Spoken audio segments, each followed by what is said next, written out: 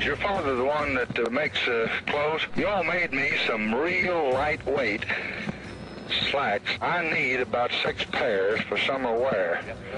I want a couple, maybe 3 of the light brown, kind of a almost powder color, like powder on a lady's face. When I gain a little weight, they cut me under there.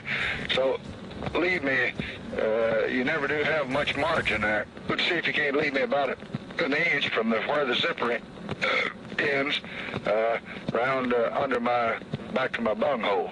All right, then. So I can let it out there if I need to. Oh, you're awake now. I bet you're awake now. Good morning and welcome to AM Joy. Is it the right time to say Happy Mother's Day? Happy Mother's Day. What you just heard was indeed President Lyndon Baines Johnson ordering pants on the phone in what be the second most famous conversation ever recorded in the White House. The Nixon tapes, of course, being the first. Surreptitious recordings of the Oval Office, from the cringeworthy to the downright scandalous, began long before Watergate, long before LBJ even imagined fitting into presidential pants. Back to 1939, when an outraged Franklin Delano Roosevelt installed a system to record news briefings following an incident in which he felt the New York Times misquoted him. The system, which sounds like something out of a James Bond movie, included a microphone that was hidden in a lamp that was connected to a recording device in the White House basement. The practice of recording conversations continued in the Eisenhower, Kennedy, and Johnson administrations, and then finally with Nixon, for whom the practice of taped conversations backfired, to say the least, and the practice came to a halt. That was almost 45 years ago, yet on Friday, many wondered if Trump had revived the practice of wiring the Oval Office when he threatened his former FBI director as the Senate Intel Committee sought his testimony, tweeting, "James Comey better hope that there are no tapes of our conversations before he starts leaking to the press." And joining me now is Representative Elijah Cummings of Maryland. He's also the ranking member of the House Oversight Committee. And Congressman, good morning to you. Good morning and happy Mother's Day to all. Thank you very much. Happy Mother's Day to all the moms in your life as well. So you are the co-author of a letter that you yourself, as well as the ranking member on Judiciary, Congressman John Conyers, wrote to the White House legal counsel, Don McGahn, requesting any tapes or communications between Trump and Comey. And this is part of that letter. It says, under normal circumstances, we would not consider credible any claims that the White House may have taped conversations of meetings with the president. However, because of the many false statements made by White House officials this week, we're compelled to ask whether any such recordings do in fact exist. If so, we request copies of all recordings in possession of the White House regarding this matter. And as we just established, there's been taping in the White House going back more than 50 years.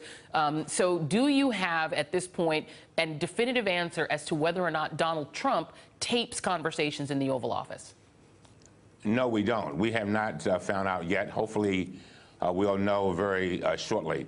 And if there are tapes, clearly they would come under the Presidential Records Act. That's an act passed by Congress right after the Watergate episode that basically said that when you have recordings like this, you have to preserve them, and they become a part of the presidential records. And we should have access to them as the Congress. And our own Ken Dilanian, who is the national security reporter here at NBC News, he tweeted on Friday that a source close to Jim Comey, who's now a civilian, former FBI director, told Ken Dilanian he hopes there are tapes. That would be perfect. Would it be possible to subpoena Jim Comey and get him, if short of having tapes of the conversation, to simply recount his conversation with the president? Do you foresee that happening in open testimony?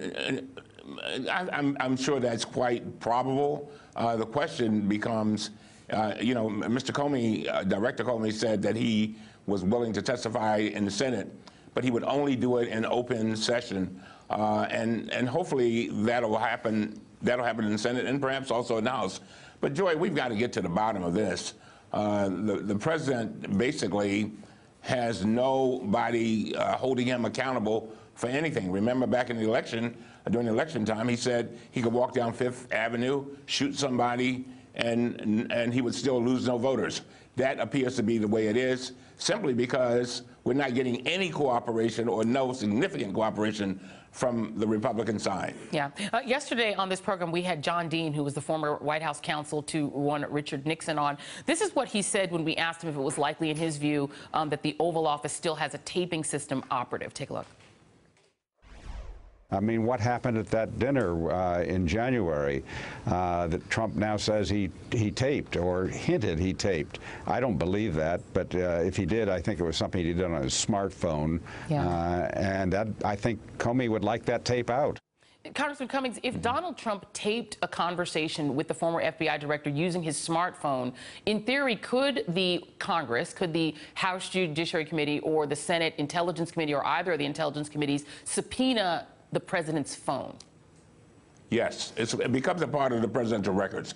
And so, yeah, and we're going to do everything in our power if there is a tape. Now, if there is a tape, to get that tape. This whole situation with regard to this conversation is very significant with regard to the investigation, with regard to Russia, to collusion and things of that nature. So we need to know, and we need to know who's telling the truth and who's lying. And I guess finally the question is, and we're going to have a panel that includes some folks that have written about this matter. Explain to us, if you will, what you're hearing behind the scenes in terms of your Republican colleagues. It does seem they have an incredibly high threshold for scandal. They don't seem to be moved by a lot. The Speaker of the House, Paul Ryan, has simply said he just isn't going to respond to the things that Trump tweets. Do you detect behind the scenes a little more outrage than we've been seeing publicly from your Republican colleagues? I think there is some outrage, but I think there are two things happening. One, many of them are afraid that Trump will run somebody from their right against them and they'll lose their seats.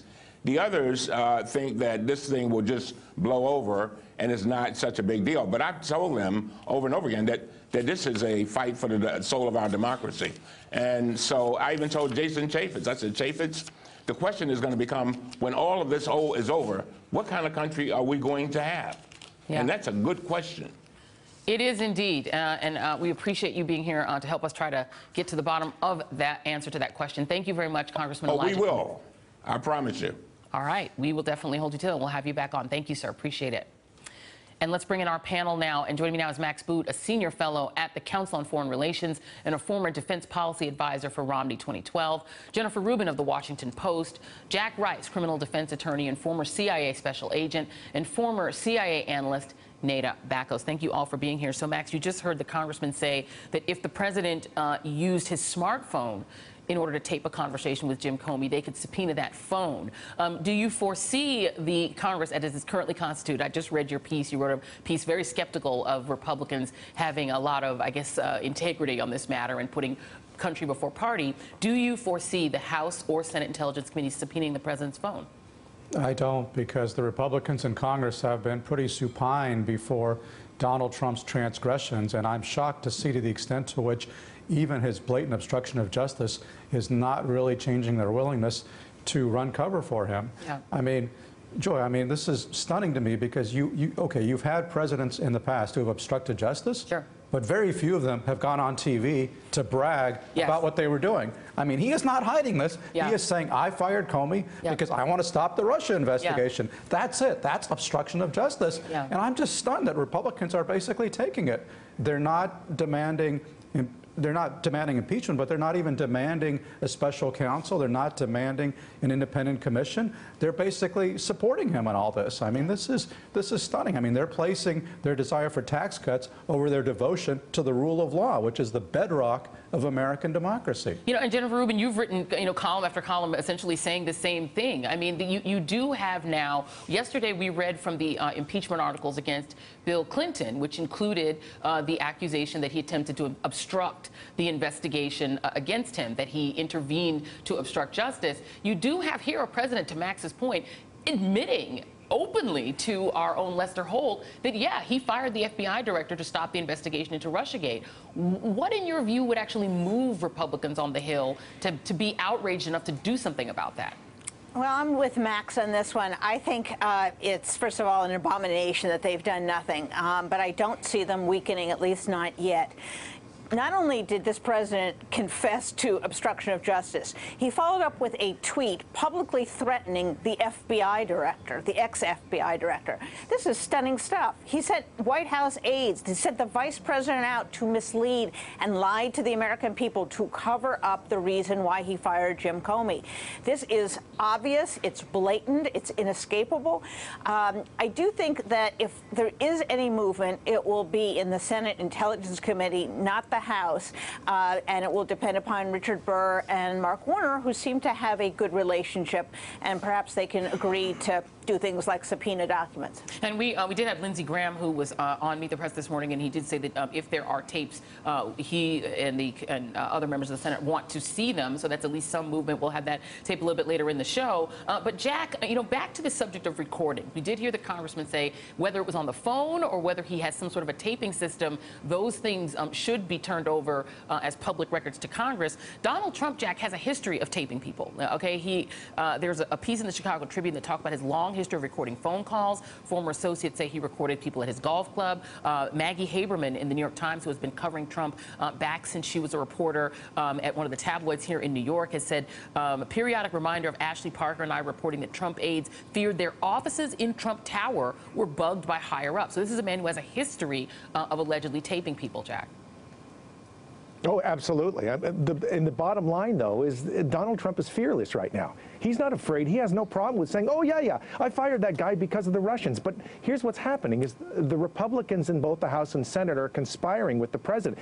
I don't mean this from sort of paranoia. I mean in the sense that they're not willing to stand up and say, you can't do this. And so at this point, we're not seeing any pushback from the Republicans in the House or in the Senate. And as a result, what we're finding is that President Trump can simply do what he wants. He says it, he holds it out there, and then he laughs. I think the pivot point comes when those members in the House and the Senate on the Republican side are fearing for their jobs. If they feel like they're going to be undercut or they're going to be beaten by the left, that's the only time they're going to stand up and say, I'm more than willing to separate myself from this president because he costs me more than he helps me. Yeah. That's going to be the pivot point. That's the line. And to that point, Nada, he does seem to have a certain fearlessness. He doesn't, obviously, if you're Congress, he knows that they are with him 100%.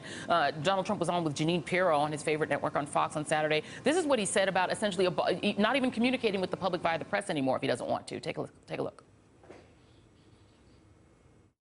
Are you moving so quickly that your communications department cannot keep up with you? Yes, that's true. So what do we do about that? We don't have press conferences, and we do... You don't mean that.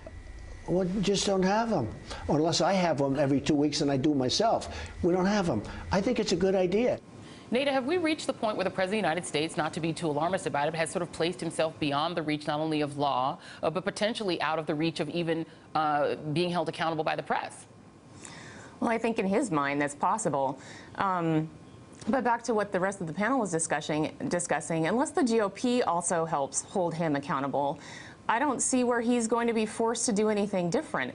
You know, at this point, in my experience, I was working with the Bush administration on pushing back on some Iraq war intelligence, but we had healthy institutions that were working and functioning. We had impartial and objective people in place in director positions. We're losing some of that now, especially when we lost Comey. And so I'm very concerned at this point. If Congress doesn't step up, you know, where are we? Yeah, and really quickly, we are out of time, but just really quickly, at what point do people just start leaking because they don't feel the institutions are working? Really quickly to you, Jack. People in the intelligence community, I mean. Yeah, no question about it. We're going to see this from the law enforcement side. We're going to see this from the intelligence side because he's been bashing on the intelligence side now since before he actually was elected and then afterward. He will pay a price for that because they don't forget. These people have risked their lives. They're not going to forget. They're coming back. Yeah, and Nada, really quickly to you as well, same question. Are we going to start seeing the intelligence community itself, law enforcement, leaking? You know, I think at this point, if they feel like the rule of law is being obfuscated, I can't imagine that they wouldn't start talking, at least to Congress at this point. All right. Well, Max Boot and Jennifer Rubin will be back. Thank you to Nada Bakos and Jack Rice. Appreciate it. And up next, Congresswoman Maxine Waters. Your moment of Maxine is next. Hey there, I'm Chris Hayes from MSNBC. Thanks for watching MSNBC on YouTube. If you want to keep up to date with the videos we're putting out, you can click subscribe just below me or click over on this list to see lots of other great videos.